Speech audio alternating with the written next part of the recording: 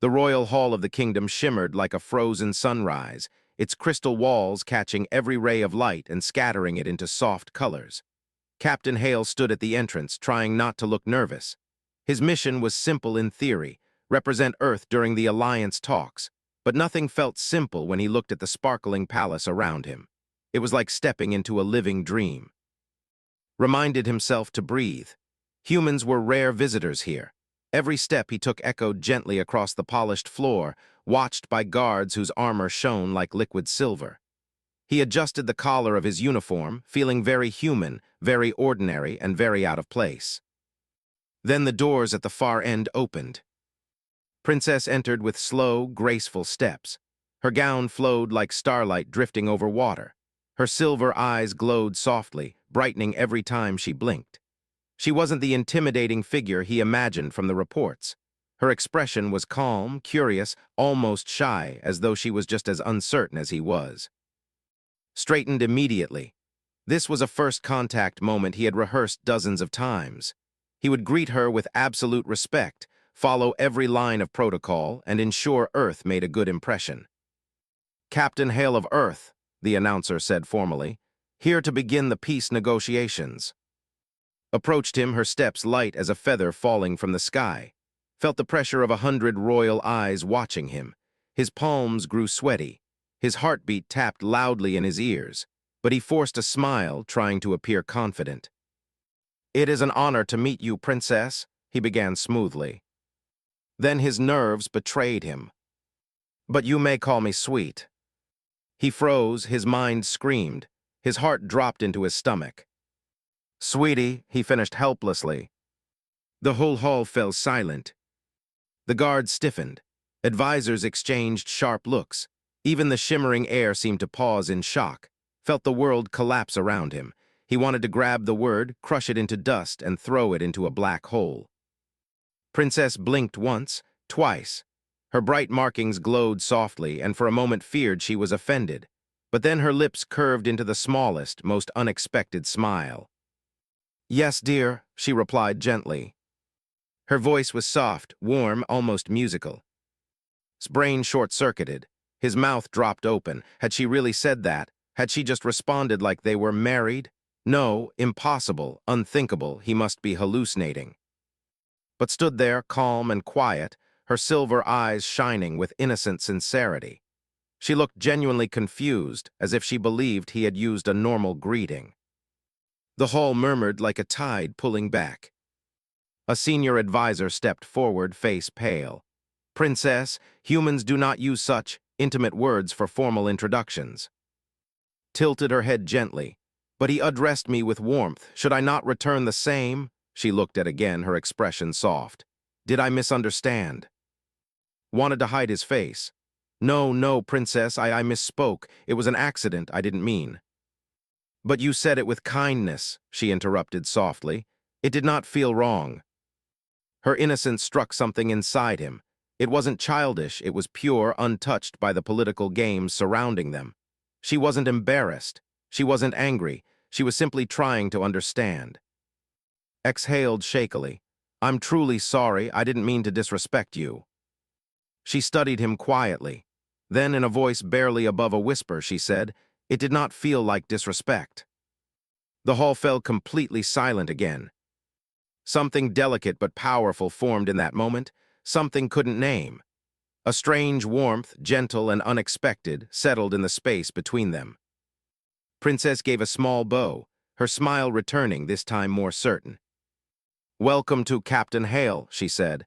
"Your presence is appreciated, dear." The word dear hung in the air like a spark waiting to ignite something much bigger. And knew, even in that first moment, that nothing about this mission would be simple ever again. The palace corridors were quiet except for the soft echo of spoots. He had spent the morning reviewing trade agreements, but his mind wandered constantly to Princess. Every time he thought of her silver eyes and the way her markings glowed, his chest tightened. It was impossible not to notice. Impossible not to feel something he had never expected, a connection that was growing faster than diplomacy should allow. Appeared at the end of the hall carrying a bundle of star maps. She paused when she saw him, her head tilting slightly as if weighing a thought. "Captain," she said softly, "would you help me with these charts?" Nodded quickly, "Of course, Princess." They settled in the sunlit observation room overlooking the city of crystal towers. The maps were detailed, showing trade routes, mineral deposits, and energy currents that humans would have struggled to understand. But's interest wasn't in the data alone, it was in his explanations. She listened intently, eyes wide, occasionally leaning closer, her silver hair brushing his shoulder. "You speak with such care," she said quietly. "Your people, they treasure life in a way we rarely see here. Even in war, humans show such compassion." Swallowed, feeling warmth spread through him. "We try, not always perfectly." Her eyes softened. "Even so, it is remarkable." Hours passed, but they barely noticed. Showed her maps of Earth, describing oceans and forests, mountains and storms. She asked endless questions about rain, about music, about how humans express affection. When she smiled, her markings pulsed like liquid starlight. Found himself staring more often than he should, mesmerized. At one point, he reached for a small drawing of an Earth sunrise he had sketched. "This is what it looks like where I'm from," he said. "The sky can turn red, purple, even gold in moments you don't expect." Traced the lines with her finger, her touch almost electric. "It is beautiful. Your world is full of life I cannot imagine." The air between them grew heavy with unspoken words. His pulse quickened, and for a moment he wondered if anyone else could see it too. Could the glowing walls, the silent guards, the distant city, they all sensed the strange, fragile tension forming here. A sudden alert interrupted the calm. A small emergency had been detected on the city's outer perimeter, an unusual energy spike. Guards rushed past the observation room but noticed reaction. Her markings dimmed slightly. She didn't panic, but a flicker of worry passed through her eyes. "I must go," she whispered. Stepped closer. "Wait, I can accompany you." Her lips curved into the faintest of smiles. "Thank you, dear." The words hit him harder than anything else that day. She hadn't flinched. She hadn't mocked him. She said it with trust, with a softness that made him want to protect her from every danger in the galaxy. They moved through the corridors together, side by side. Every glance, every slight brush of hands made his heart pound. He kept his voice steady, but his thoughts raced. Was this affection, friendship, something more human, something that might not even have a name for? By the time they reached the perimeter, the alert turned out to be a false alarm. But the walk back was quiet. Neither wanted to break the fragile bond forming between them with idle chatter. Finally, at the palace balcony, leaned against the railing, staring at the city. "I am glad you are here," she said softly, "even if the council does not understand us." Looked at her, words catching in his throat. I'm glad too, Princess, more than I can explain." She turned her silver eyes to him, and for a moment the universe seemed to shrink to just the two of them. "You may call me," she said almost shyly. Nodded, smiling. He repeated, letting the word linger in the air like a promise. And in that moment, amidst maps and city lights, an invisible thread formed between them, delicate, bright, and powerful enough to defy worlds. The Grand Council chamber was cold, sterile, and filled with the weight of authority.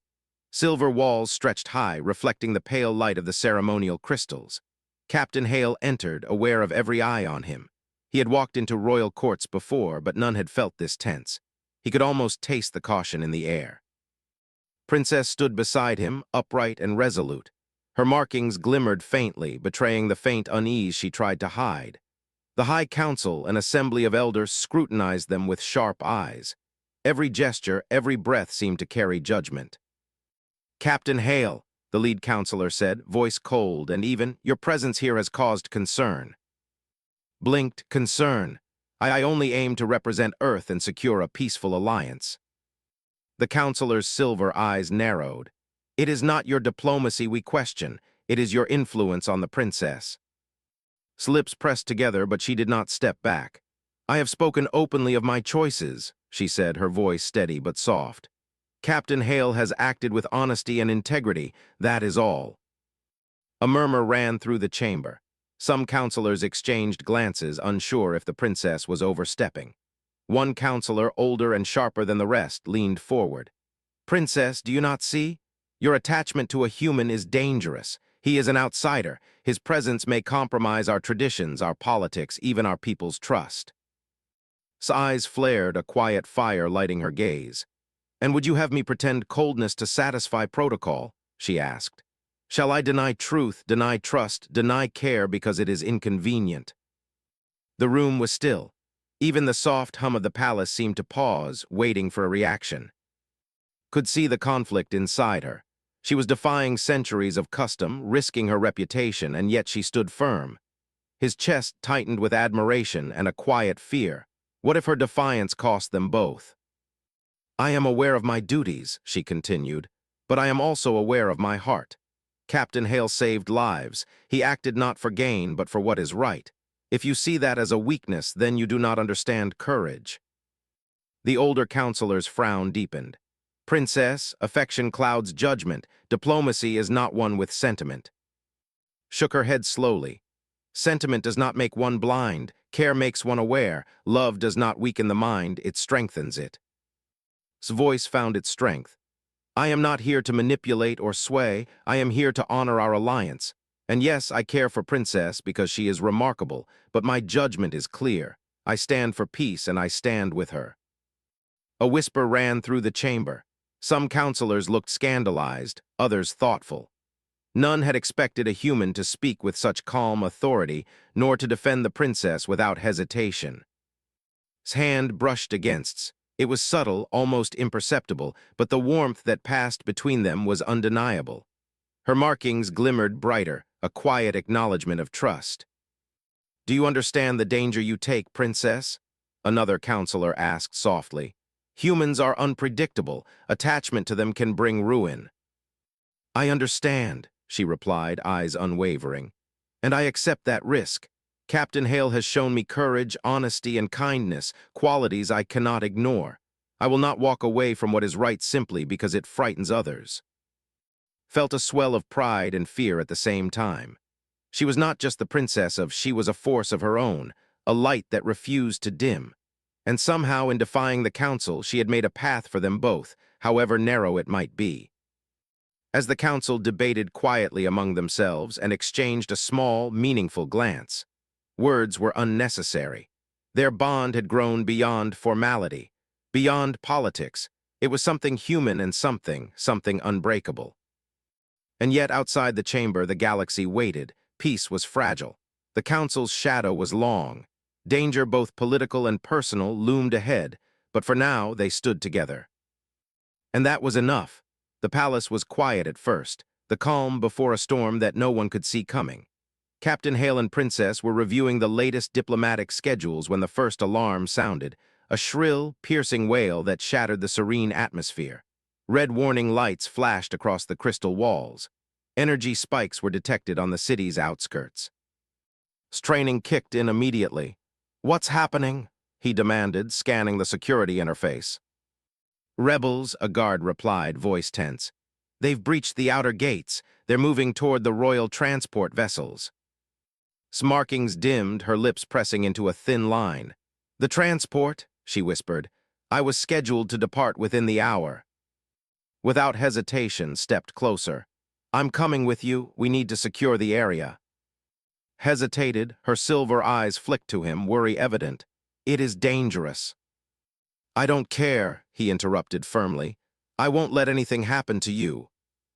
She looked at him in a way that made his chest tighten, a mixture of trust, fear, and something unspoken.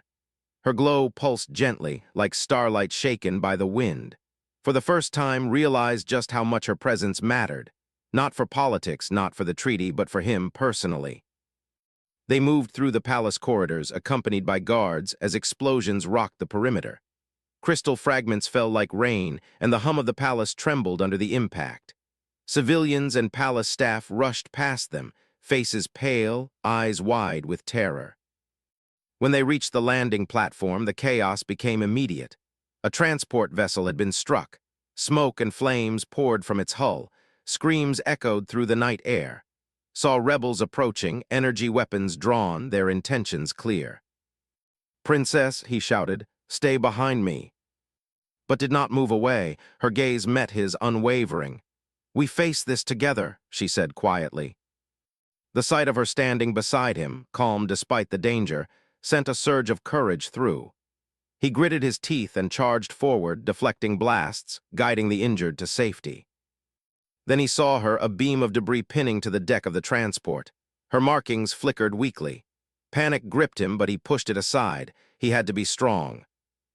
"Hold on," he shouted, heaving the beam with every ounce of strength he possessed. The metal groaned, but it gave way, collapsed into his arms, coughing, exhausted but alive. She gasped, eyes wide. "You came for me." "I told you," he said between breaths. "I'm not letting anything happen to you, not today." Tears shimmered in her silver eyes.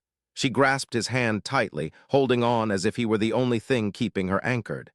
"You risk everything for me." "I risk nothing that matters more than you," he said firmly. They were surrounded by chaos, but in that brief moment the world narrowed to just the two of them.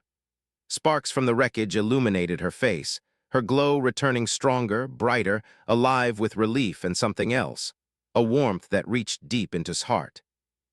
The guards finally cleared the remaining rebels, securing the platform. Helped to her feet, both breathing heavily, bodies marked by soot and scratches, but alive.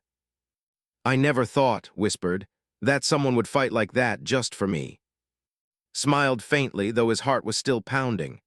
"You're worth it," he said softly, brushing a hand over her glowing markings. The moment lingered. No words could capture what they felt: gratitude, fear, awe, and something far deeper. The threat had passed, but their bond had been forged in fire, stronger than before, unspoken yet undeniable. As they looked out over the city, flames fatting into distant stars, both knew one truth.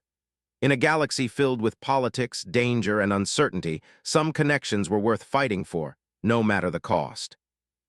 And had just proven that to Princess. The healing chamber was quiet, lit only by the soft glow of medical crystals. The smell of antiseptic and ozone hung in the air, mingling with the faint scent of luminescent markings. Captain Hale sat at her side, exhausted, soot-stained, and tense. Hours had passed since the attack, yet neither had moved from that room, as if leaving would undo the fragile sense of safety they had built in the chaos. Stirred, blinking slowly, her silver eyes focusing on him first before the room. She whispered, her voice fragile, unsure, "I thought you might not come." Shook his head, swallowing hard. "I wouldn't leave you, not for anything, not for all the rules or orders in the universe." Her lips trembled into a small, almost shy smile. "Even though the council may not agree, you came." "I didn't think," he admitted softly. "I just acted because it was right, because you mattered." Her glow pulsed lightly at his words, and for a moment the distance between them, the palace walls, the council, the galaxy itself, seemed irrelevant. She reached a trembling hand toward his, resting it gently against his knuckles. She murmured, "The council thinks it is unwise. They believe humans, you cloud my judgment." His jaw tightened. "If they think my presence can change anything in the wrong way, they don't understand the choices you make. They don't see what I see, how courageous you are, how strong, how true." His gaze softened and her markings shimmered brighter, pulsing in a rhythm that made his heart ache. "It is strange," she whispered. "How quickly you have become more than a diplomat, more than a visitor. I feel your presence like it anchors me." His throat tightened. He had never imagined he could feel so exposed, yet so alive. "You anchor me too," he said quietly. "More than I expected, more than I knew I could." Tears gathered in silver eyes. She swallowed, looking down at their hands linked together. "I did not anticipate this feeling or its weight. To trust someone so completely is terrifying, but to feel that safety is beautiful." Brushed a thumb over her hand. "You don't have to hide it, not with me, not ever. We don't have to follow the council's fears. We only need to be honest with each other." Her lips parted slightly and a soft laugh escaped her, a sound so delicate and unguarded that it made smile despite the tension still surrounding them. "Honesty, I am not used to this kind of honesty in diplomacy or in life. It is freeing." He leaned closer, careful not to overwhelm her. "I've been trying to protect you, not just from the rebels, but from fear, from pain.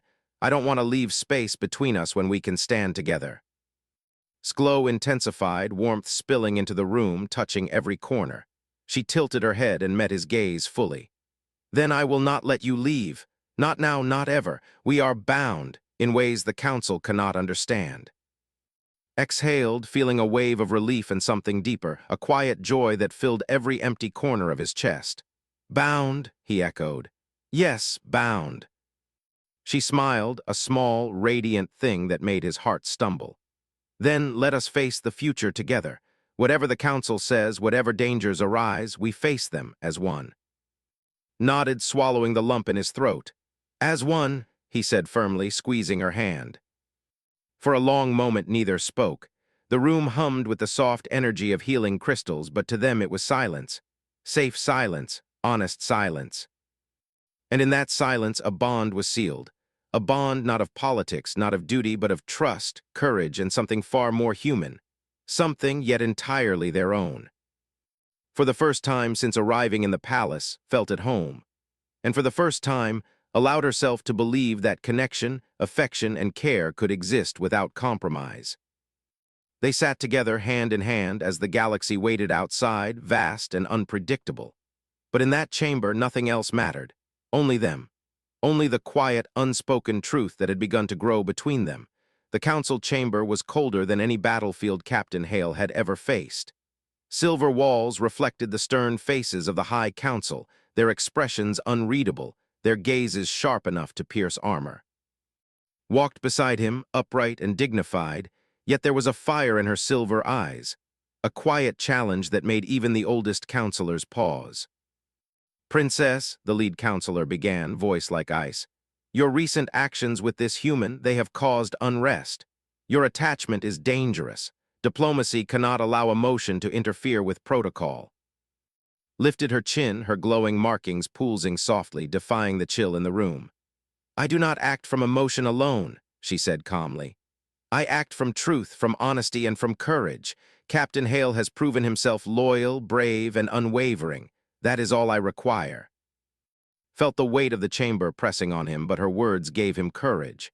He took a steadying breath and stepped forward. "I am not here to manipulate, to deceive, or to sway the princess unfairly. I came to protect lives, to honor an alliance, and yes, to stand for what is right. That includes standing with her." A whisper ran through the chamber. The counselors exchanged glances, surprised that a human, an outsider, spoke with such calm authority.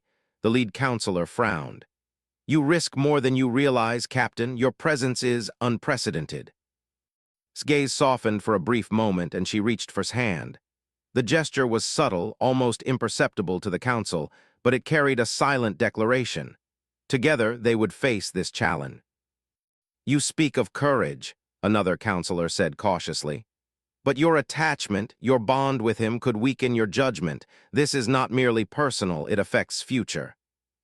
His voice was steady, unwavering. "Strength does not lie in coldness. Courage is not the absence of care. I trust Captain Hale because he acts with honor. He is my choice, not a threat. If that endangers some, then they must learn that loyalty and courage are not crimes." The council murmured among themselves.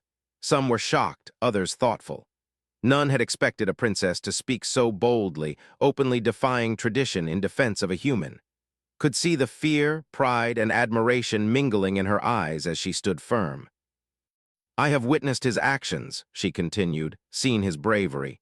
"He risked his life for me when rebels attacked. If that is a flaw, then I am flawed too, for I trust him fully. And if trust is dangerous, so be it. I accept the risk." Felt an unexpected surge of emotion. She was not just the princess she was a force of her own, a being of principle and light, willing to face the judgment of centuries for honesty and courage. He squeezed her hand gently, silently promising he would never falter beside her.